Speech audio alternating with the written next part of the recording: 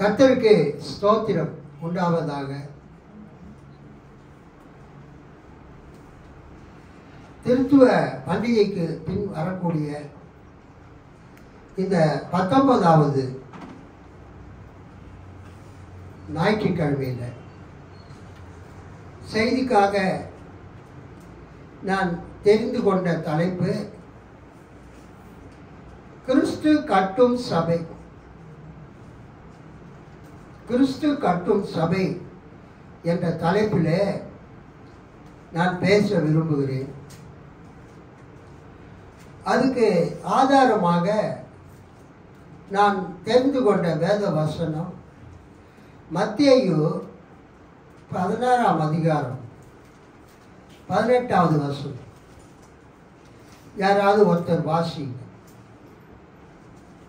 மேலும் நான் உனக்கு சொல்லுகிறேன், நீ பேதுருவாய் இருக்கிறாய், இந்த கல்லின் மேல் என் சபையை கட்டுவேன், பாதாளத்தின் வாசல்கள் அதை மேற்கொள்வதில்லை.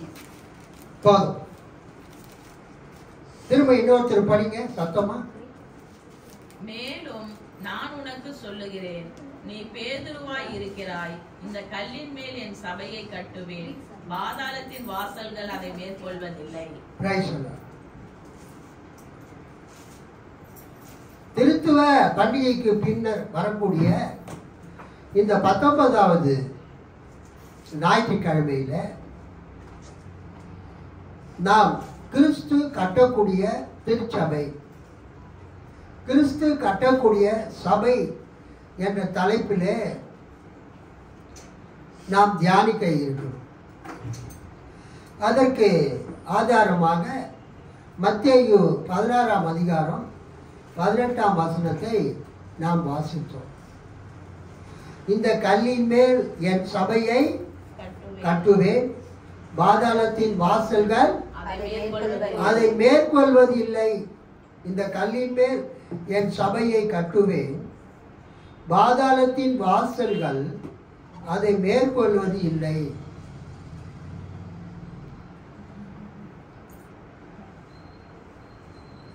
Christ foretold about building of his church.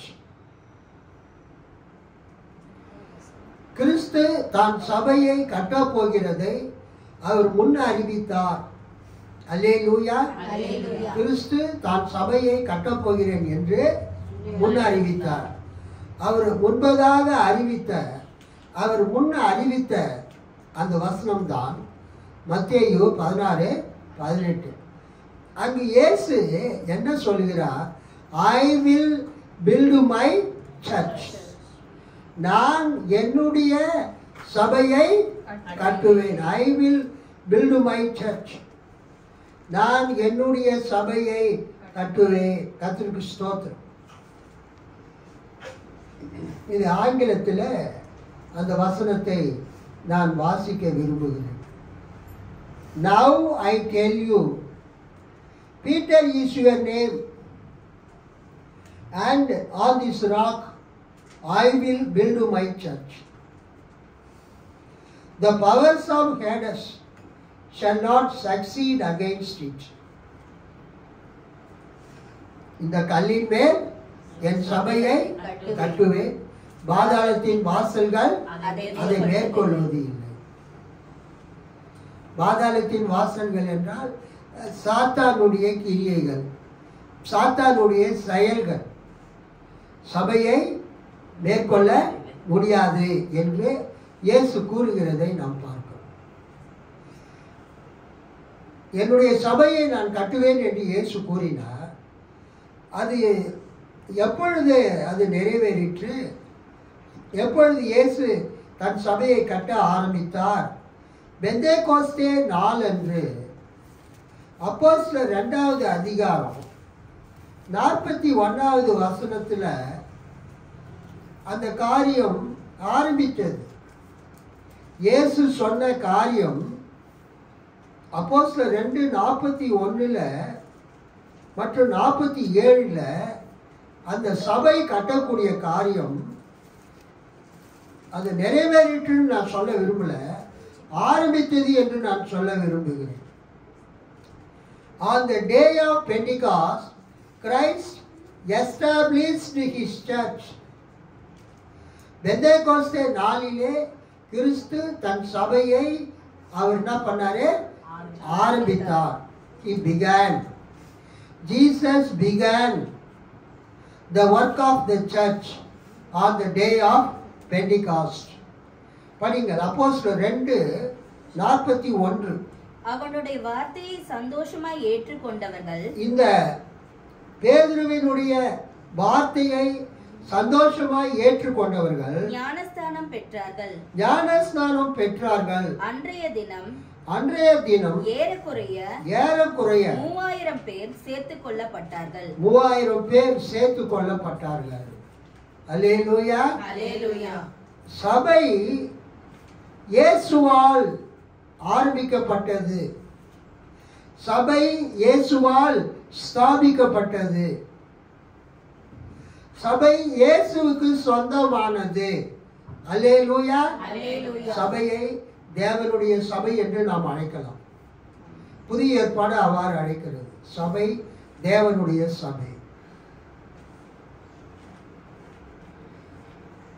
Church belongs to God. சபை கிறிஸ்துவின் சபை. Church belongs to Christ. Christ Church. கிறிஸ்துவின் சபை. God's Church. தேவனுடைய சபை. நீங்க ஒரு புக்கு வாங்குறீங்க. புக்கு வாங்கின உடனே என்ன பண்றீங்க? ஃப்ரண்ட் பேஜில் பேர் எழுதுறீங்க. அதுக்கு என்ன அர்த்தம்? இந்த புஸ்தகம் என்னுடைய புஸ்தகம்.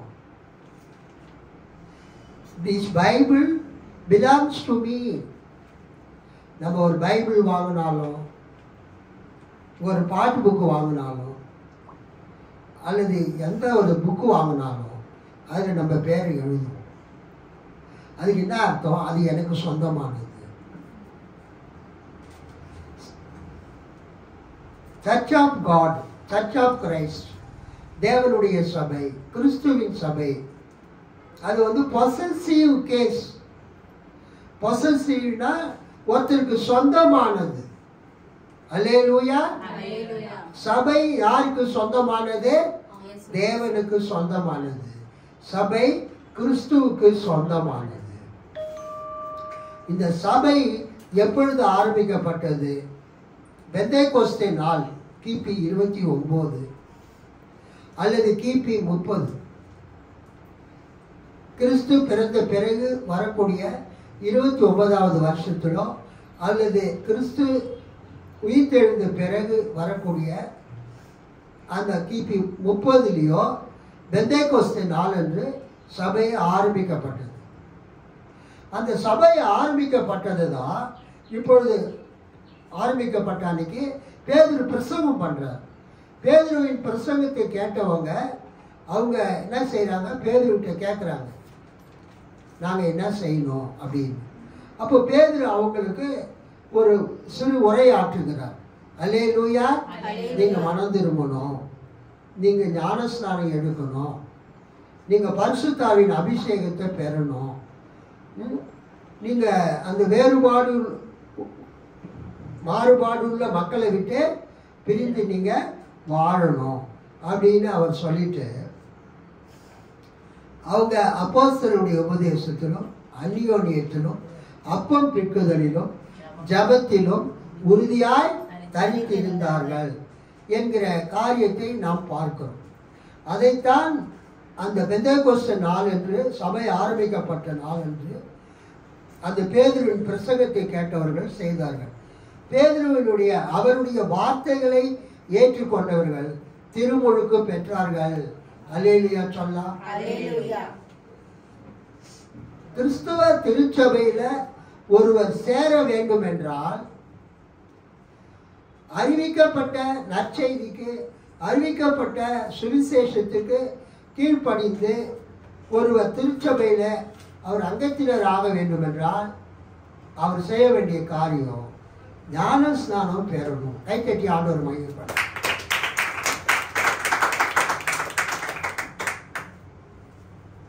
அது வரைக்கும் அவங்க யாரா இருக்கிறாங்க? யூதர்களா இருக்கிறாங்க. அது வரைக்கும் அவங்க யாரா இருக்கிறாங்க? பேதுருவினுடைய பிரசங்கத்தை கேட்டவங்க அப்போஸ்தலர் 2வது அதிகாரத்தில் எல்லாரும் யாருங்க? யூதர்கள், ஜூவிஷ் பீப்புள். அந்த யூத மக்கள், அந்த இஸ்ரவேலுடைய வம்சத்தில் வந்தவங்க, அந்த யூதர்கள் பேதுருவினுடைய பெந்தேகோஸ்தே நாளுடைய பிரசங்கத்தை கேட்ட பிறகு அவங்க என்ன பண்ணாங்க? அவருடைய பேதுருவுடைய வார்த்தைகளை ஏற்றுக்கொண்டவர்கள் திருமுழுக்கு பெற்றார்கள், ஞானஸ்நானம் பெற்றார்கள். ஒருத்தர் சபையில சேருவதற்கு அவர் முதலாவது செய்ய வேண்டிய வேலை என்னதுங்க? ஞானஸ்நானம் பெறணும். ஞானஸ்நானம் எடுத்தவங்களாம் ஒரு அல்லேலூயா சொல்லுங்க. ஞானஸ்நானம் எடுக்க போறவங்க அல்லேலூயா சொல்லுங்க.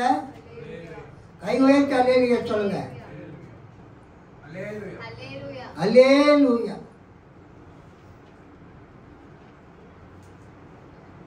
சபையில சேர்வதற்கு என்ன செய்ய வேண்டும்? ஞானஸ்நானம் எடுக்க வேண்டும். தேவன் தன்னுடைய குமாரனை நம்மை ரட்சிக்கும்படியாக இந்த உலகத்துக்கு அனுப்பினார். இயேசு கிறிஸ்து கடவுளுடைய மகன், தேவனுடைய குமாரன். அவர் இந்த உலகத்துக்கு வந்து நமக்காக சிலுவையில் மரித்து அவர் அடக்கம் பண்ணப்பட்டு 3ஆம் நாளிலே உயிர்த்தெழுந்து இன்னைக்கு பிதாவுடைய வலது பார்சத்தில் உட்கார்ந்து நமக்காக அவர் பரிந்து மன்றாடி கொண்டிருக்கிறார். பிதாவோடும் பரிசுத்த ஆவியானவரோடும் சேர்ந்து குமாரனாகிய இயேசு கிறிஸ்து இந்த உலகை ஆட்சி புரிந்து கொண்டிருக்கிறார். ஒரு அல்லேலூயா சொல்லாமா? அவருடைய கட்டளையின்படி மத்தேயு 28வது அதிகாரம் 18 20ஆம் வசனத்தை ஒருத்தர் படிங்க. அப்பொழுது இயேசு சமீபத்தில் வந்து அவர்களை நோக்கி, வானத்திலும் பூமியிலும் சகல அதிகாரமும் எனக்கு கொடுக்கப்பட்டிருக்கிறது.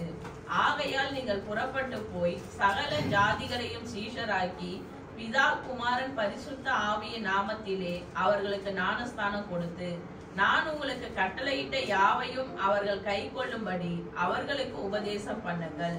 இதோ உலகத்தின் முடிவு பரியந்தம் சகல நாட்களிலும் நான் உங்களுடனே கூட இருக்கிறேன் என்றார். உயிர்த்தெழுந்த இயேசு கிறிஸ்து அவர் பரத்துக்கு ஏறி செல்வதற்கு முன்பதாக தன்னுடைய அப்போஸ்தலர்களுக்கு, தன்னுடைய சீடர்களுக்கு அவர் கட்டளையிட்டது என்னவென்றால், நீங்கள் உலகமெங்கும் போய் என்ன பண்ணணும்? சகல ஜாதிகளையும் சீஷராக்கி, ஃபாலோவர்ஸ் ஆஃப் ஜீசஸ், இயேசுவை பின்பற்றுகிறவர்களாக மாற்றி அவர்களுக்கு நீங்கள் என்ன கொடுக்க வேண்டும்? ஞானஸ்நானம் கொடுக்க வேண்டும். அவர்களுக்கு திருமுழுக்கு கொடுக்க வேண்டும். அவர்களுக்கு பேப்டிசம் கொடுக்க வேண்டும். பேப்டிசம் கொடுக்கும்போது எந்த அதிகாரத்தில் நீங்க பேப்டிசம் கொடுக்கணும்னா, பிதா குமாரன் பரிசுத்த ஆவியினுடைய அதிகாரத்தில், பிதா குமாரன் பரிசுத்த ஆவியாகிய திரியேக கடவுளுடைய திருப்பெயராலே நீங்க ஞானஸ்நானம் கொடுக்கணும். அதனால்தான் ஞானஸ்நானம் கொடுக்கும் போது நம்ம சொல்றது என்னன்னா, நான் உனக்கு ஒரு பேர் வச்சு, நம்ம என்ன பண்ணுவோம்? ஞானஸ்நானம் எடுக்கிறவங்களுக்கு ஒரு பேர் வச்சு, பிதா குமாரன் பரிசுத்த ஆவியின் நாமத்தினாலே ஞானஸ்நானம் கொடுக்கிறேன்.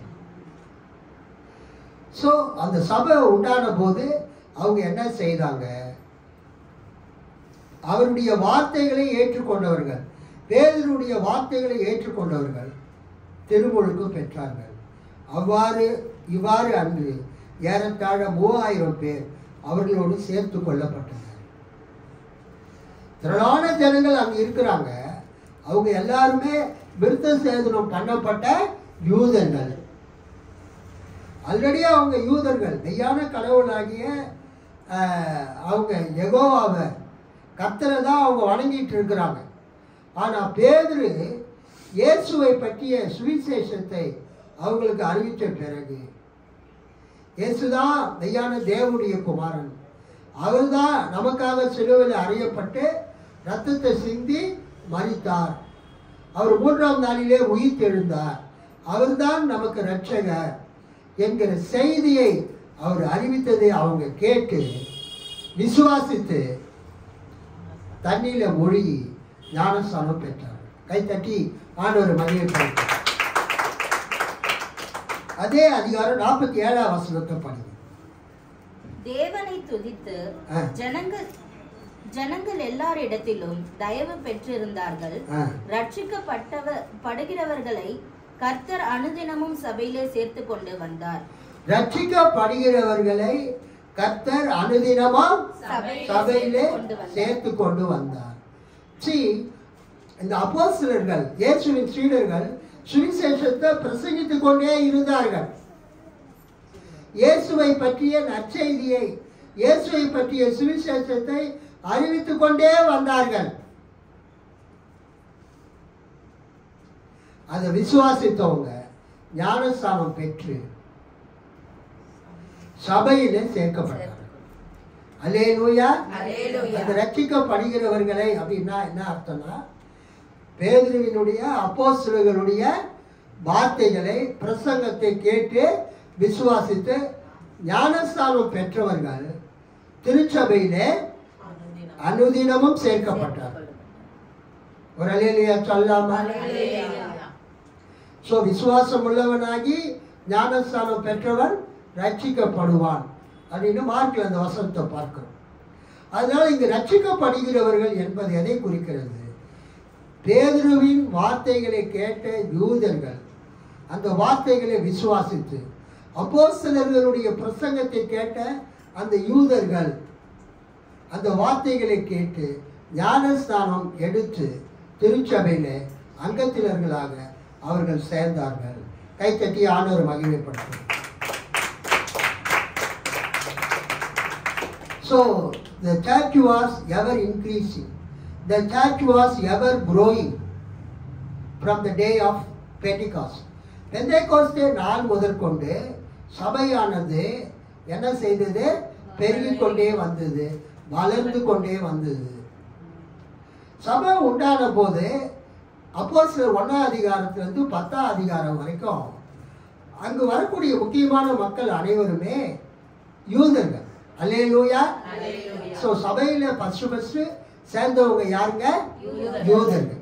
ஆனா அப்போஸ்தலர் 8ஆவது அதிகாரத்துல சமாரியர்கள் கூட கடவுளுடைய வார்த்தையை கேட்டு சுவிசேஷத்தை கேட்டு, உதாரணமா பிலிப்பு என்கிற சுவிசேஷகன் போய் அறிவித்த அந்த நற்செய்தியை கேட்டு சமாரியர்கள் கூட ஆண்டவராகிய இயேசுவை ஏற்றுக்கொண்டு ஞானஸ்நானம் பெற்று சபையிலே சேர்ந்தார்கள். அல்லேலூயா. கர்த்தருக்கு ஸ்தோத்திரம். அப்போஸ்தலர் 8:12 படிங்க. அப்போஸ்தலர் 8:12. தேவனுடைய ராஜ்யத்துக்கும் இயேசு கிறிஸ்துவினுடைய நாமத்துக்கும் ஏற்றவைகளை குறித்து பிலிப்பு பிரசங்கித்ததை அவர்கள் விசுவாசித்த போது புருஷரும் ஸ்திரீகளும் ஞானஸ்நானம் பெற்றார்கள். Praise the Lord. Hallelujah. Hallelujah. So அப்போஸ்தலர் 8ஆவது அதிகாரத்துல 5ஆம் வசனத்தை பார்த்தீங்கன்னா, பிலிப்பு சமாரியா நகருக்கு சென்று அங்குள்ள மக்களுக்கு மெசியாவை பற்றி அறிவித்தார். பிலிப்பு சமாரியா நகருக்கு சென்று அங்குள்ள மக்களுக்கு கிறிஸ்துவை பற்றி, இயேசுவை பற்றி, மெசியாவை பற்றி அறிவித்தார். அதை கேட்ட அந்த சமாரியர்கள் பிலிப்புவினுடைய பிரசங்கத்தை ஏற்றுக்கொண்டவர்கள் தண்ணீரிலே மூழ்கி ஞானஸ்நானம் பெற்றார்கள். அல்லேலூயா. சமாரியர் 14th verse 12 படிக்கிறேன்.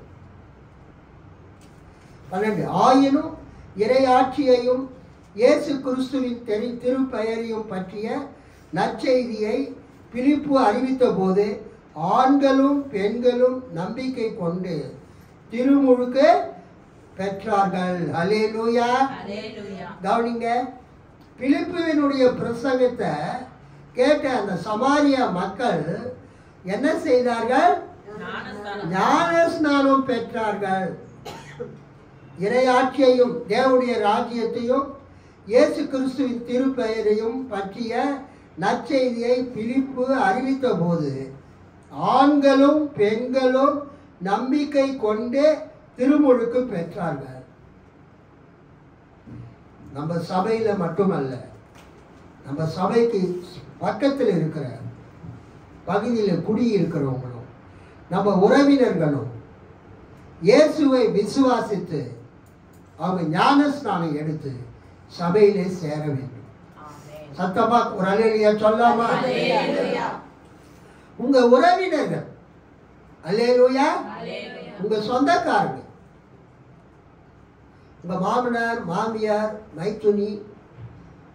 மைத்துனர்கள், உங்க சொந்தக்காரங்க எல்லாருமே என்ன பண்ணணும்? இயேசுவை விசுவாசித்து ஞானஸ்நானம் பெற்று திருச்சபையிலே சேர வேண்டும். சிலரு வருஷ கணக்கா இயேசு அறிஞ்சு இருக்கிறாங்க. சொல்லமா 40 வருஷத்துக்கு மேல இயேசு அறிஞ்சவங்க இருக்கிறாங்க. எப்படி இருக்கிறாங்க? ஞானஸ்நானம் எடுக்காமலேயே இருக்கிறாங்க. லிசன், இது நமக்கு ஒரு கடைசி வாய்ப்பு. இது நமக்கு ஒரு கடைசி வாய்ப்பு. என்ன கடைசி வாய்ப்பு? ஞானஸ்நானம் எடுக்காதவங்க நம்ம நண்பர்களோ நம்ம சொந்தக்காரங்களோ யாருமே என்ன பண்ணக்கூடாது? இருக்க கூடாது. உங்க குடும்பத்தார்கள், மகனோ மகளோ, உங்க உறவினர்கள், உங்கள் நண்பர்கள் இயேசுவை ஏற்றுக்கொள்ளாம ஞானஸ்நானம் எடுக்காம அவங்க இருக்கவே கூடாது. ஏனென்றால் அந்த ஞானஸ்நானம் எடுக்க வேண்டும், சுவிசேஷத்துக்கு கீழ்ப்படிய வேண்டும் என்று இயேசு கட்டளையிட்டு இருக்கிறார். அல்லேலூயா. See, the great commission என்று அழைக்கிறார்கள். மத்தேயு 28:18-20 எப்படி அழைக்கிறாங்க? கிரேட் கமிஷன், மாபெரும் கட்டளை. மாபெரும் கட்டளைனா கடவுளுடைய கட்டளைகளிலேயே மிகப்பெரிய கட்டளை. அது பேர் தான் கிரேட் கமிஷன், மாபெரும் கட்டளை. இயேசுவினுடைய மாபெரும் கட்டளை என்னவென்றால், அப்போஸ்தலரை பார்த்து அவர் சொன்னது, இன்னைக்கு ஊழியர்களை பார்த்து விசுவாசிகளை பார்த்து சொல்றது, நீங்கள் உலகமெங்கும் புறப்பட்டு போய் சகல ஜாதிகளையும் சீஷராக்கி இயேசுவை பின்பற்றுகிறவர்கள் ஆக்கி அவர்களுக்கு பிதா குமாரன் பரிசுத்தாவின் நாமத்தினாலே ஞானஸ்நானம் கொடுத்து இயேசு கட்டளையிட்ட யாவையும் அவர்கள் கடைபிடிக்கும்படி அவர்களுக்கு இயேசு கட்டளை கொடுத்தார்.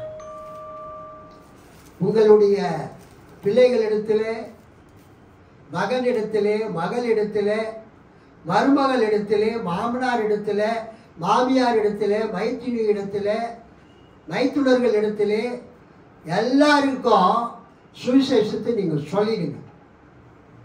நாளைக்கு ஆண்டவர் உங்களை கேட்பார். என்ன கேட்பாரு? நீ ஏன் உன் மகனுக்கு உன் மகளுக்கு சுவிசேஷத்தை நீ சொல்லல? ஆண்டவரே, பாசு சபையில் பிரசங்கம் பண்ணாரு, நான் போயிட்டு வீட்டில் நான் சொல்லிட்டேன், என் வேலை முடிஞ்சிச்சு. நைட்டில் எனக்கு தூக்கமே வரல, என்ன பண்ணுறதுன்னு ஒரு அம்மா ஒரு பாஸ்டருக்கு ஃபோன் பண்ணாங்க. அவர் சொன்னார், பைபிள் படிமா, ஜெபம் பண்ணுமா. அதுக்கு அந்த அம்மா என்ன சொன்னாங்க, அதெல்லாம் பண்ணிட்டேன், எனக்கு தூக்கமே வரல. ஒரு 5 நிமிஷம் ஃபோன்லேயே ஏதாவது நீங்கள் பிரசங்கம் பண்ணுங்க, எனக்கு தூக்கம் வந்துடும். இது மாதிரி சொல்லக்கூடிய மக்கள் மத்தியில் நம்ம என்ன பண்ணிட்டு இருக்கோம்? வாழ்ந்துட்டு இருக்கோம். மக்கள் கேட்குறாங்களோ கேட்கலையோ, நம்ம சொல்றது எல்லாமே மக்கள் கேட்க மாட்டாங்க. நம்ம சொல்றது எல்லாமே மக்கள் கேட்பாங்களா? சொல்லுங்கம்மா, கேட்க மாட்டாங்க. பட் இருந்தாலும் அவங்க கேட்டாலும் கேட்கலனாலும், அம்மா இயேசு ஏற்றுக்கொள்ளுமா, இயேசுதாம்மா மெய்யான கடவுள், இயேசுதான் மெய்யான ரட்சகர், இயேசுதான் உங்க பாவத்தை மன்னிக்கிறவ, இயேசுதான் உன்னை பரலோகத்துக்கு அழைத்து செல்கிறவர். சாத்தான் கிட்ட இருந்து, மரணத்திலிருந்து, வியாதியிலிருந்து உனக்கு விடுதலை கொடுக்கிறவர் இயேசுதான். நீ இயேசுவை உன் ஆண்டவராக இரட்சகராக ஏற்றுக்கொண்டு நீ ஞானஸ்தானம் எடுத்து சபையில் வந்து சேரு அப்படின்னு நீங்கள் சொல்கிறீங்க பார்த்தீங்களா, அது போதும். அது சுவிசேஷத்திற்கு நீங்கள் கீழ்ப்படியுங்க. நீங்கள் சொல்கிற சுவிசேஷத்துக்கு அவங்க கீழ்ப்படிந்தா அவங்க சபையில் வந்து ஞானஸ்தானம் எடுப்பாங்க. அல்லேலூயா. சபையில் சேருவாங்க, இயேசுவை ஏற்றுக்கொள்வாங்க. இப்போ நம்ம பார்த்த இந்த வசனத்தை பாருங்க. என்ன பார்த்தோம்? 14ஆம் வசனம். சமாரியர் கடவுளின் வார்த்தையை ஏற்றுக்கொண்டனர் என்பதை எருசலேமில் இருந்த திருத்தூதர்கள் கேள்விப்பட்டு பேதுருவையும் யோவானையும் அவர்களிடம் அனுப்பி வைத்தார்கள். அப்போஸ்தலர் 8:14 பிலிப்பு சமாரியாவில் செய்த ஊழியத்தினால சமாரியா முழுவதும் ரட்சிக்கப்பட்டார்கள். சமாரியர்கள் ஞானஸ்நானம் எடுத்து சபைக்கு வந்துவிட்டார்கள் என்கிற செய்தி சமாரியாவிலிருந்து எங்கு செல்கிறது? எருசலேமுக்கு செல்கிறது. அங்கு பைபிள்ல எப்படி போட்டிருக்குது பாருங்க. 8:14 சமாரியர் தேவ வசனத்தை ஏற்றுக்கொண்டதை எருசலேமில் உள்ள அப்போஸ்தலர்கள் கேள்விப்பட்டு. போதும். சமாரியர்கள் தேவனுடைய வசனத்தை ஏற்றுக்கொண்டதை. சமாரியர்கள் தேவனுடைய வசனத்தை எப்படி ஏற்றுக்கொண்டாங்க? சமாரியர்கள் கடவுளின் வார்த்தையை எப்படி ஏற்றுக்கொண்டாங்க? அவங்க பிலிப்பியினுடைய பிரசங்கத்தை கேட்டு விசுவாசித்து ஞானஸ்நானம் எடுத்தாங்க. கைத்தட்டி ஆண்டவர் மகிமைப்படுத்தினார். கிறிஸ்துவ திருச்சபைக்கு அவங்க வந்தாங்க, சபையில உறுப்பினர்களா மாறினாங்க. இன்றைக்கு இயேசுவை ஏற்றுக்கொள்ளாதவர்களுக்கு, நம்முடைய உறவினர்களுக்கு, நமது நண்பர்களுக்கு, நம்முடன் பணி செய்கிறவர்களுக்கு இந்த ரட்சிப்பின் செய்தியை அறிவிக்க வேண்டியது நம்முடைய கடமை. அல்லேலூயா, அல்லேலூயா. அவங்க ஏற்றுக்கொள்வதும் ஏற்றுக்கொள்ளாமல் போவதும் அவங்க விருப்பம். ஆனால் சுவிசேஷத்தை அறிவிப்பது நம்முடைய கடமை. அதை நாம், நமது கடமையை நாம் செய்ய வேண்டும். நம்ம பார்க்கிறோம் அப்போஸ்தலர் 8ஆம் அதிகாரம் 14ஆம் வசனத்துல சமாரியர் கடவுளின் வார்த்தையை ஏற்றுக்கொண்டனர் என்பதை எருசலேமில் இருந்த திருத்தூதர்கள் கேள்விப்பட்டு பேதுருவையும் யோவானையும் அவர்களிடம் அனுப்பி வைத்தார்கள். ஒருவர் கடவுளுடைய வார்த்தையை ஏற்றுக்கொள்கிறார், ஒருவர் தேவனுடைய வார்த்தையை விசுவாசித்து இயேசுவை ஏற்றுக்கொள்கிறார் என்பதற்கு அடையாளமே அவர் தண்ணீரிலே மூழ்கி ஞானஸ்நானம் எடுப்பார். நம்முடைய சபையில தண்ணீரில் மூழ்கி நம்ம ஞானஸ்நானம் கொடுக்கிறோம். மெயின்லைன் சர்ச்சஸில் சிஎஸ்ஐ, லுத்தரன் ஆறு ரோமன் கேத்தலிக் சர்ச்சில் அவங்க அந்த குழந்தைங்களா இருந்தால் தெளித்து ஞானஸ்நானம் கொடுக்குறாங்க. கொஞ்சம் பெரியவங்களாக இருந்தால் அவங்களும் இப்போ அழகாக தண்ணி தொட்டிலாம் கட்டி அதில் ஞானஸ்நானம் கொடுக்குறாங்க. இப்போ தெளிக்கிற தண்ணீரை தெளித்து ஞானஸ்நானம் கொடுக்குற பழக்கமும் இருக்குது. தண்ணீரை தொட்டியில் நிரப்பி ஞானஸ்நானம் கொடுக்குற பழக்கமும் இருக்குது.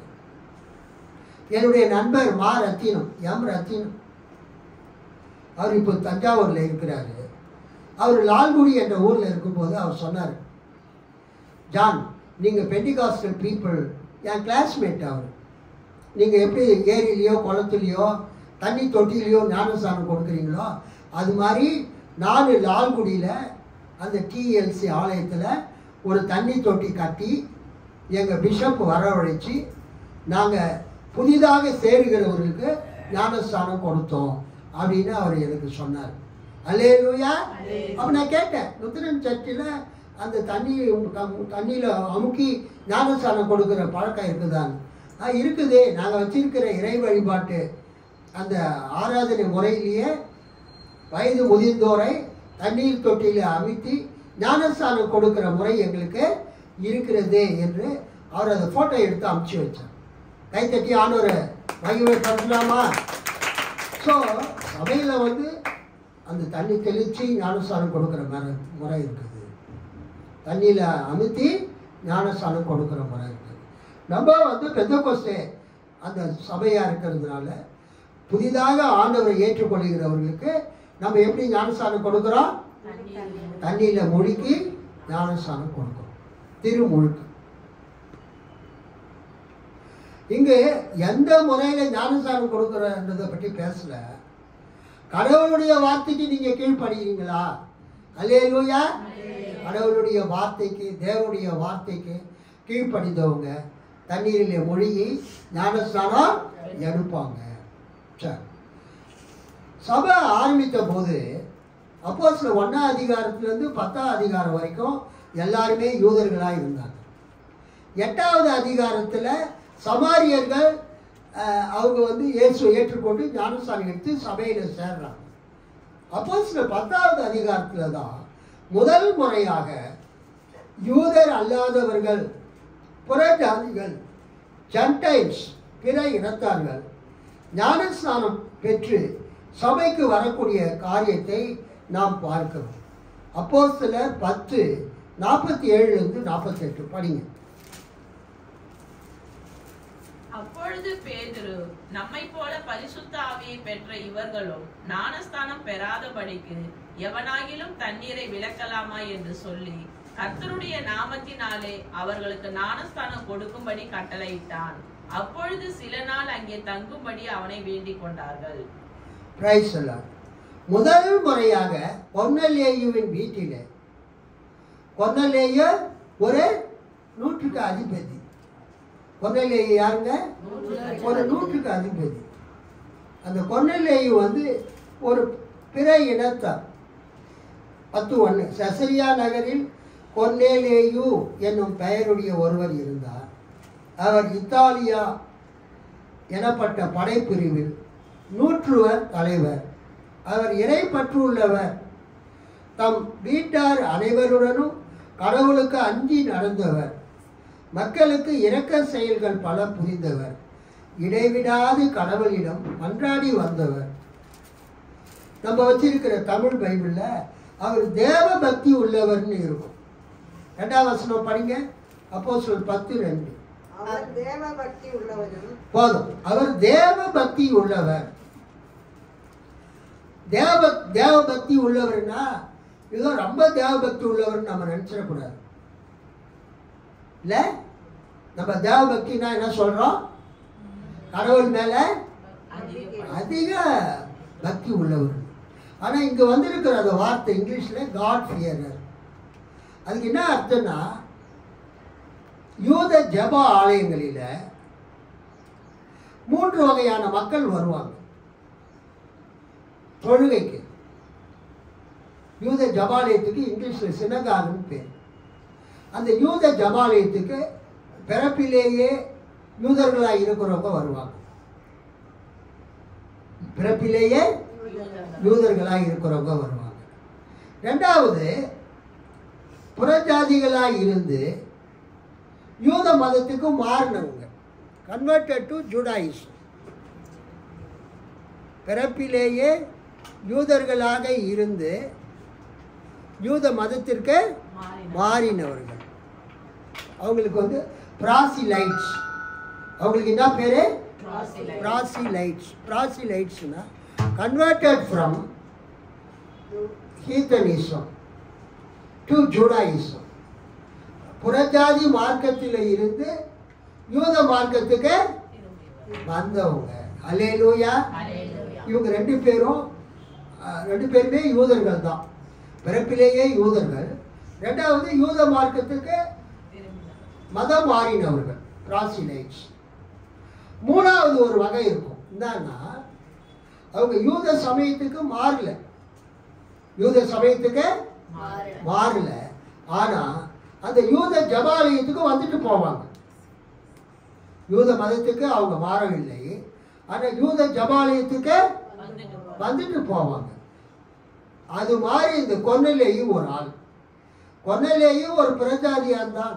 அவன் ஒரு ரோம 100 பேருக்கு அதிகாரி தான்.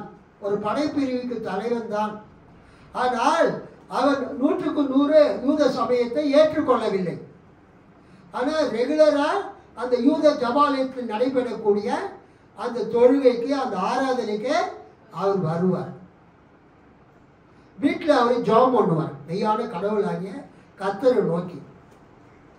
இப்படி யூத மதத்தை ஏற்றுக்கொள்ளாமல், யூத மதத்துக்கு கன்வெர்ட் ஆகாம, மதம் மாறாம, தாங்கள் இருக்கிற அந்த மதத்திலேயே இருந்து கொண்டு கர்த்தரை வணங்கி கொண்டு யூத ஜபாலயத்துக்கு தொடர்ந்து வராங்க இல்லையா, அவங்களுக்கு பேரு காட் ஃபியரர்ஸ். அவங்களுக்கு பேர் என்னதுங்க? காட் ஃபியரர்ஸ், தேவ பக்தி உள்ளவர்கள்.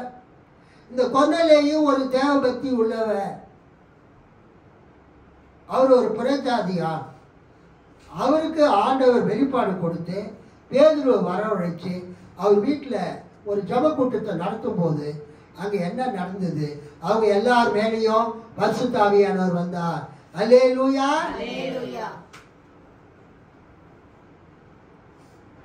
அதை பார்த்துட்டு பேதுரு சொல்றாரு, நம்மை போல பரிசுத்த ஆவியை பெற்ற இவர்களுக்கு நம்ம தண்ணீரை விளக்கலாமா என்று சொல்லி அவங்களுக்கு ஞானஸ்தானம் கொடுத்து அவங்களை திருச்சபையிலே சேர்த்து கொண்டார். கைத்தட்டி ஆண்டவரை மகிழ்ச்சி. ஸோ அப்போஸ்தலர் 1ஆம் அதிகாரத்திலிருந்து 10ஆம் அதிகாரம் வரைக்கும் நீங்கள் பார்த்தீங்கன்னா, முதலாவது யூதர்கள் சபையில் சேர்றாங்க, 2வது சபையில் சமாரியர்கள் சேர்றாங்க, 3வது புறஜாதிகள் சபையில் சேர்றாங்க. சமாரியர்களை கூட நம்ம புறஜாதிகள் லிஸ்டில் தான் கொண்டு வரணும். ஆக முதல் 10 அதிகாரத்தில் யூதர்களும் யூதர் அல்லாத புறஜாதிகளும் சபையில் சேர்ந்தப்பட்ட வரலாற்றை பார்க்கிறோம். அதன் பிறகு ரோமாபுரி வரைக்கும் இருக்கிற யூதர்கள் புறஜாதிகள் எல்லாரும் சபையில் சேர்ந்து கொண்டே வந்தாங்க. ஸோ இன்னைக்கு இந்த காலை நேரத்தில் இயேசு ஆரம்பித்த இந்த திருச்சபை 2000 வருஷமா இந்த பூமியில இருக்கிறது. ஒரு அல்லேலூயா சொல்லலாம். 2000 வருஷமா இந்த சபை பூமியில இருக்கிறது. இயேசு பேதுருகிட்ட சொல்லும் போது என்ன சொன்னாரு? இந்த கல்லின் மேல் என் சபையை கட்டுவேன். I will build my church on this rock. இயேசு சபையை கட்டி முடிச்சிட்டாரா? இல்ல, இன்னும் அவர் சபையை கட்டிட்டு தான் இருக்கிறார். அதை நாம் பார்க்கிறோம். நீங்க எபேசியர் எடுத்துக்கொண்டீங்கன்னா, எபேசியர் 2ஆம் அதிகாரம் 18லேருந்து 21. எபேசியர் 2வது அதிகாரம் 18லேருந்து 21. மொத்தம் படிக்க சத்தமா. அந்தபடியே நாம் இருதரத்தாரும் ஒரே ஆவியினாலே பிதாவிடத்தில் சேரும் ஸ்லாக்கியத்தை அவர் மூலமாய் பெற்றிருக்கிறோம். ஆகையால் நீங்கள் இனி அந்நியரும் பரதேசிகளுமாய் இராமல் பரிசுத்தவான்களோடே ஒரே நகரத்தாரும் தேவனுடைய வீடுமாய் இருந்து அப்போஸ்தலர் தீர்க்கதரிசிகள் என்பவர்களுடைய அஸ்திபாரத்தின் மேல் கட்டப்பட்டவர்களாயும் இருக்கிறீர்கள். அதற்கு இயேசு கிறிஸ்து தாமே மூளை கல்லாய் இருக்கிறார். அவர் மேல் மாளிகை முழுவதும் இசைவாய் இணைக்கப்பட்டு கர்த்தருக்குள் பரிசுத்த ஆலயமாக எழும்புகிறது. அவர் மேல் நீங்களும் ஆவியினாலே தேவனுடைய வாஸ்துஸ்தலமாக கூட்டி கட்டப்பட்டு வருகிறீர்கள். இயேசு ஆரம்பித்த அந்த சபை, பெந்தேகோஸ்தே நாளிலே இயேசு ஆரம்பித்த சபை இன்னும் கட்டப்பட்டு வருகிறது. அல்லேலூயா. இன்னும் திருச்சபை கம்ப்ளீட் ஆகல. இயேசுவினுடைய 2ஆம் வருகை வரைக்கும் சபையில யார் வேணாலும் வந்து சேரலாம். அல்லேலூயா. புதிய அங்கத்தினர்கள் வந்து சேரலாம். அப்போஸ்தலர் 2வது அதிகாரத்தில் பெந்தேகோஸ்தே நாளில் இயேசு ஆரம்பித்த அந்த திருச்சபை இன்றைக்கும் கட்டப்பட்டு வருகிறது. அல்லேலூயா. Christ is still building his church. கிறிஸ்து இன்றைக்கும் சபையை கட்டி வருகிறார். Apostles and prophets were the foundation. அப்போஸ்தலர்களும் தீர்க்கதரிசிகளும் திருச்சபையினுடைய அஸ்திபாரங்களாக இருக்கிறார்கள். And Jesus Christ himself is the cornerstone. அந்த காலத்தில் கான்கிரீட் வீடுகள்லாம் கிடையாது. பெரிய பெரிய பாறைகளை வைத்து தான், கற்பாறைகளை வைத்து தான் என்ன பண்ணுவாங்க? வீடு கட்டுவாங்க. வீடு கட்டும்போது ஒரு மூலையில் ஒரு பெரிய கல்லை வைப்பாங்க.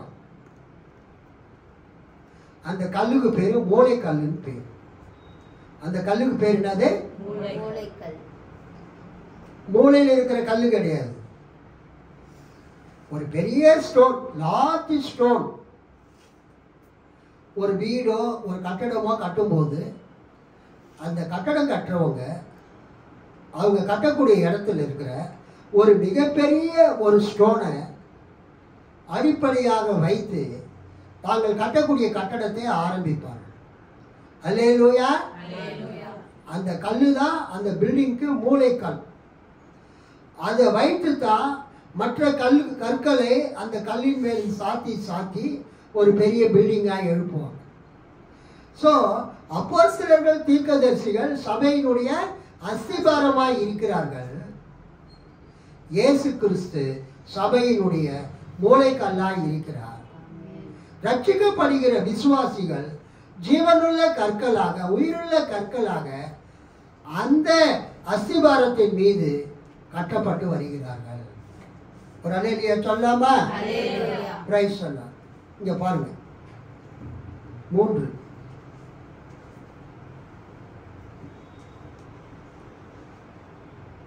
இறை மக்கள் அனைவரோடும் சேர்ந்து அப்போஸ்தலர் 2:18-21 இல்லையா? ஆமா, அதான் எபேசியர்.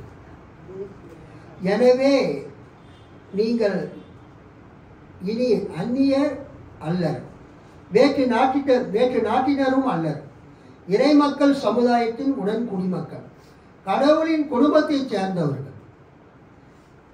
நீங்கள் அந்நியரும் பரதேசிகளும் அல்ல, தேவனுடைய வீட்டாராய் இருக்கிறீர்கள். அல்லேலூயா. இயேசுவை ஏற்றுக்கொண்டு சபையிலே சேர்கிறவர்கள் அவங்க அந்நியரும் அல்ல, பரதேசிகளும் அல்ல, அவங்க தேவனுடைய வீட்டார். சபைக்கு பல பெயர்கள் இருக்கிறது. சபைக்கு என்ன இருக்குதுங்க? பல பெயர்கள் இருக்கிறது. சபைக்கு என்ன பேருன்னா தேவனால் தெரிந்து கொள்ளப்பட்டவர்கள், elect of God, true Israel, மெய்யான இஸ்ரவேலர்கள், பீப்புள் ஆஃப் காட், தேவனுடைய ஜனம், டெம்பிள் ஆஃப் காட், தேவனுடைய ஆலயம், பாடி ஆஃப் கிரைஸ்ட், கிறிஸ்துவின் சரீரம், பிரைட் ஆஃப் கிரைஸ்ட், கிறிஸ்துவின் மணவாட்டி, ஹவுஸ் ஹோல்ட் ஆஃப் காட், தேவனுடைய வீட்டார், கம்யூனிட்டி ஆஃப் த ஃபெய்த்ஃபுல், விசுவாசிக்கிறவர்களுடைய சமுதாயம், ட்ரூ வைன், மெய்யான திராட்சை செடி, எஸ்கட்டாலஜிக்கல் கம்யூனிட்டி. சபைக்கு ஒரு பேர் என்னதுங்க? எஸ்கட்டாலஜிக்கல் கம்யூனிட்டி, கிறிஸ்துவ இறுதிக்கால நம்பிக்கை சமூகம். சபைக்கு பெயர் எஸ்கட்டாலஜிக்கல் கம்யூனிட்டி. எனக்கு இதில் முக்கியமான ஒரு பேர் பிடிச்சிருக்குது. சபைக்கு இருக்கிற பேர் தேவனுடைய வீடு. சபைக்கு என்னங்க பேரு? ஆமா. புதிய ஏற்பாட்டு சபைக்கு புதிய ஏற்பாட்டில் நம்ம பார்க்கிற ஒரு முக்கியமான வார்த்தை என்னன்னா தேவனுடைய வீடு.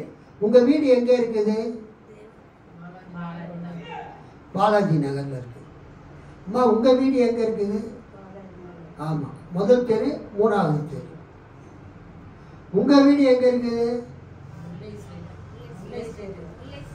முல்லை தெரு. நம்ம எல்லாருக்கும் நம்ம வீடு ஒவ்வொரு தெருவில் ஒவ்வொரு ஊர்ல இருக்கு. ஆனா தேவனுடைய வீடு எங்க இருக்குது இன்னைக்கு உலகத்துல? சபை. அல்லேலூயா. உங்களுடைய வீடு எங்கன்னு கேட்டா ஒரு தெரு பேரை சொன்னீங்க. ஆனா தேவனுடைய வீடு, ஹவுஸ் ஆஃப் காட், இன்னைக்கு உலகத்துல எங்க இருக்குதுன்னா church is the house of God. திருச்சபை தான் தேவனுடைய வீடு. கைத்தட்டி ஆண்டவரை மகிமைப்படுத்து. நம்ம வீட்டில் நாம் குடியிருக்கிறது போல தேவன் அவருடைய வீட்டில் அவர் குடியிருக்கிறார், அவர் வாசம் பண்ணுகிறார். ரொம்ப அழகான ஒரு பாட்டு பாடுனீங்க. என்ன பாட்டு பாடுனீங்க? இதோ மனுஷரின் மத்தியில் தேவாதி தேவனே வாசம் செய்கிறாரே. அந்த பாட்டு பாடுங்க, நான் சொல்லவே இல்லை, நீங்களே பாடுனீங்க. ஆவியானவரே உங்களை தூண்டுதல் பண்ணி இருக்கிறார். இதோ மனுஷரின் மத்தியில் தேவாதி தேவன் வாசம் பண்ணுகிறார். பழைய ஏற்பாட்டில் எருசலேம் தேவாலயத்தில் தேவன் வாசம் செய்தார். பழைய ஏற்பாட்டில் ஆசரிப்பு கூடாரத்தில் தேவன் வாசம் செய்தார். பழைய ஏற்பாட்டு காலத்தில் சாலமோன் கட்டின தேவாலயத்தில் தேவன் வாசம் செய்தார். ஆனா இன்னைக்கு புதிய ஏற்பாட்டின் காலத்துல தேவன் கைகளால் கட்டப்பட்ட ஆலயத்தில் அவர் வாசம் பண்ணுவதில்லை. பின்ன அவர் எங்க வாசம் பண்றார்? தமது ஜனங்களுக்கு மத்தியிலே, தனது சபைக்கு நடுவிலே, கிறிஸ்துவ திருச்சபையிலே தேவன் வாசம் பண்ணுகிறார். அல்லேலூயா. கைகளை தட்டி ஆண்டவரை மகிமைப்படுத்தும். பழைய ஏற்பாட்டில இஸ்ரவேலர்கள் நடுவிலே தேவன் வாசம் பண்ணினார். ஆனா புதிய ஏற்பாட்டில தேவன் சபை நடுவிலே வாசம் பண்ணுகிறார். Church is the house of God. 1 தீமோத்தேயு 3 அதிகாரம் 15 வசனத்தையும் எபிரேயர் 3:6 வாசிங்க. 1 தீமோத்தேயு 3:15 எபிரேயர் 3:6 வாசிங்க. தாமதிப்பேனாகிய தேவனுடைய வீட்டிலே நடக்க வேண்டிய வகையை நீ அறியும்படி, தேவனுடைய வீட்டிலே நடக்க வேண்டிய வகையை நீ அறியும்படி இவைகளை உனக்கு எழுதுகிறேன். அந்த வீடு ஜீவனுள்ள தேவனுடைய சபையாய், அந்த வீடு தேவனுடைய வீடு ஜீவனுள்ள தேவனுடைய சபையாய் சத்தியத்துக்கு தூணும் ஆதாரமுமாக இருக்கிறது. ஒரு அல்லேலூயா சொல்லாமா? சோ இன்னைக்கு இந்த உலகத்துல தேவன் வாசம் பண்ணுகிற ஒரு வீடு எது என்றால் the church. விசுவாசிகளாகிய கிறிஸ்துவ சபையின் நடுவிலே தேவன் வாசம் பண்ணுகிறார். புதிய ஏற்பாட்டில கட்டிடத்திற்கு சபை என்று சொல்லுவதில்லை, அசம்பிளி ஆஃப் பிலீவர்ஸ், விசுவாசிகளுடைய கூட்டத்துக்கு தான் சபை என்றே பெயர். இன்றைக்கு நாம் இயேசுவினுடைய நாமத்தினாலே சபையாக நாம் இந்த வீட்டில் கூடி வந்திருக்கிறோம். கர்த்தர் நமக்கு கொடுத்திருக்கிற பேரு சபை. நாம் யார்? தேவனுடைய வீட்டார். அல்லேலூயா. சபைக்கு பேர் என்னதுங்க? தேவனுடைய வீடு, house of God or household of God. தேவனுடைய வீடு அல்லது தேவனுடைய வீட்டார். எபிரேயர் 3:6. கிறிஸ்துவோ அவருடைய வீட்டிற்கு மேற்பட்டவரான குமாரனாக உண்மையுள்ளவராய் இருக்கிறார். நம்பிக்கையிலே உண்டாகும் தைரியத்தையும் மேன்மை பாராட்டலையும் முடிவு பரியந்தம் உறுதியாய் பற்றி கொண்டிருப்போமாகில் நாமே அவருடைய வீட்டாராய் இருப்போம். நாமே அவருடைய வீடாய் இருப்போம். அல்லேலூயா சொல்லாமா? சோ தேவனுடைய வீடு இங்கே கிறிஸ்துவினுடைய வீடு. நீங்களும் நானும் தேவனுடைய வீட்டாராக நாம் இருப்போம், கிறிஸ்துவின் வீட்டாராக நாம் இருப்போம். எபிரேயர் 3 அதிகாரம் இந்த 6 வசனத்திலே அதைத்தான் நாம் பார்க்கிறோம். என்ன பார்க்கிறோம்? தேவனுடைய வீடு, கிறிஸ்துவினுடைய வீடு.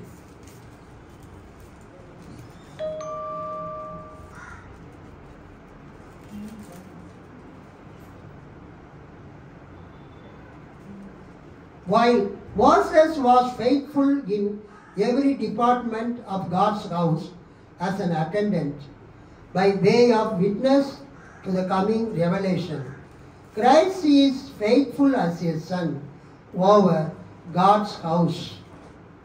Now we are this house of God. Now we are this house of God. ஆறாவது இப்பொழுது நாமே தேவனுடைய வீட்டாராய் இருக்கிறோம். If we will only hold on, confident and proud of our hope. தேவனுடைய சபை தேவனுடைய வீடாய் இருக்கிறது. நீங்களும் நானும் தேவனுடைய வீடாக இருக்கிறோம்.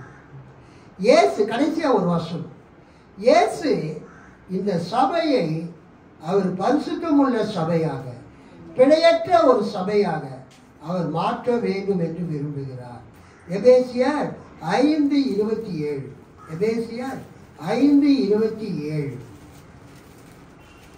அத்திருச்சபை கரை திரையோ வேறு எக்குறையோ இல்லாமல் தூய்மையும் மாசற்றதுமாய் மாட்சியுடன் தம்முன் விளங்குமாறு இப்படி செய்தார். உங்க பைபிள்ல படிங்க.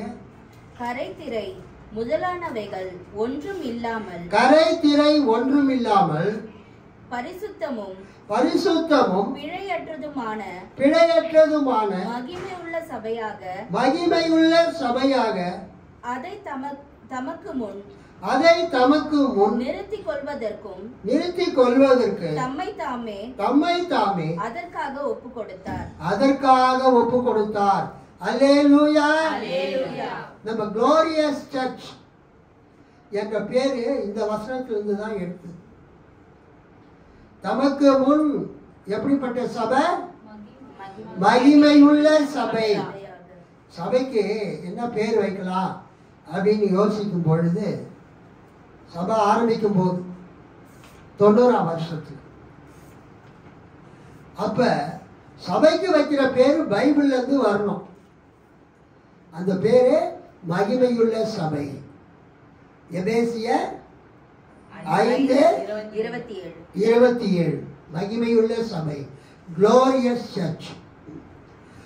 சபை யாருக்கு சொந்தமானது? கர்த்தருக்கு சொந்தமானது. predominantly it belongs to God. சபை தேவனுக்கு சொந்தமானது.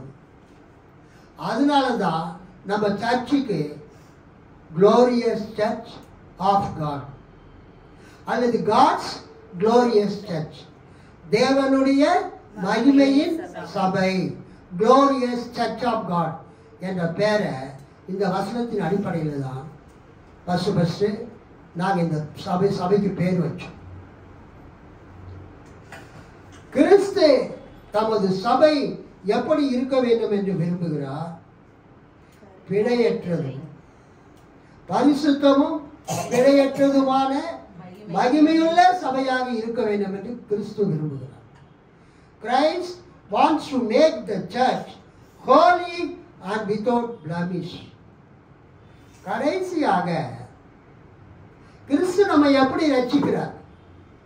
நாம் செய்த நீதியின் கிரியைகளினாலே கிறிஸ்து நம்மை ரட்சிக்கிறது இல்லை. அல்லேலூயா. தீத்து 3:5 படிங்க. நாம் செய்த நீதியின் கிரியைகளினாலே கிறிஸ்து நம்மை ரட்சிக்கிறது இல்லை. தீத்து 3:5. நாம் செய்த நீதியின் கிரியைகளின் நிமித்தம், நாம் செய்த நீதியான கிரியைகளின் நிமித்தம் அவர் நம்மை ரட்சியாமல் தமது இரக்கத்தின்படியே மறுஜென்ம முழுக்கினாலும் பரிசுத்த ஆவியினுடைய புதிதாக்குதலினாலும் நம்மை ரட்சித்தார். முக்கியமான வசனம் தீத்து 3:5. நாம் செய்த நீதியின் கிரியைகளின் நிமித்தம் தேவன் நம்மை ரட்சிக்காமல் தமது இரக்கத்தின்படியே மறுஜென்ம முழுக்கினாலும் ஞானஸ்நானத்தினாலும் பரிசுத்த ஆவியினுடைய புதிதாக்குதலினாலும் நம்மை ரட்சித்தார். அல்லேலூயா. கர்த்தருக்கு ஸ்தோத்திரம். கடைசியா எபேசியர் 2:8. எபேசியர் 2:8. கிருபையினாலே விசுவாசத்தை கொண்டு ரட்சிக்கப்பட்டீர்கள். கிருபையினாலே விசுவாசத்தை கொண்டு ரட்சிக்கப்பட்டீர்கள். இது உங்களால் உண்டானதல்ல. இது உங்களால் உண்டானதல்ல. தேவனுடைய ஈவு. இது தேவனுடைய ஈவு. நீங்கள் அந்த அருளாலேயே நம்பிக்கையின் வழியாக மீட்கப்பட்டிருக்கின்றீர்கள். இது உங்கள் செயல் அன்று, மாறாக இது கடவுளுடைய கொடை, கடவுளின் ஈவு.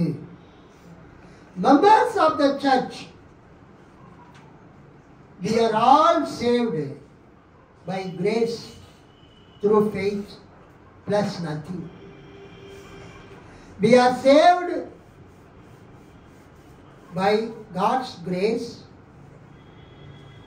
through our faith on Jesus plus nothing. Members of the church, சபையினுடைய அங்கத்தினர்கள் are saved by grace, கிருபையினாலே, through faith, விசுவாசத்தின் மூலமாக, plus nothing, வேறு எதுவுமே கிடையாது. கிருபையினாலே, விசுவாசத்தினாலே, பிறகு வேறு எந்த நற்கிரியைகளும் கிடையாது. நாம் ரட்சிக்கப்பட்டிருக்கிறோம். We are saved by grace through faith plus nothing. Everything is the gift of God. நம்மை ரட்சித்து சபைக்கு ஆண்டவர் கொண்டு வந்தது அவருடைய சித்தம். அல்லேலூயா, அவருடைய கிருபை. ஆக நாம் தேவனுடைய வீட்டாராய் இருப்பதற்காக, தேவனுடைய பிள்ளைகளாய் இருப்பதற்காக, கிறிஸ்து ஏற்படுத்தின சபைக்குள்ளாக நாம் வந்ததற்காக நாம் எல்லாரும் கர்த்தரை ஸ்தோத்திரம் பண்ணுவோம். ஸ்தோத்திரம், ஸ்தோத்திரம், ஸ்தோத்திரம், ஸ்தோத்திரம். கர்த்தர் உங்களை ஆசீர்வதிப்பாராக.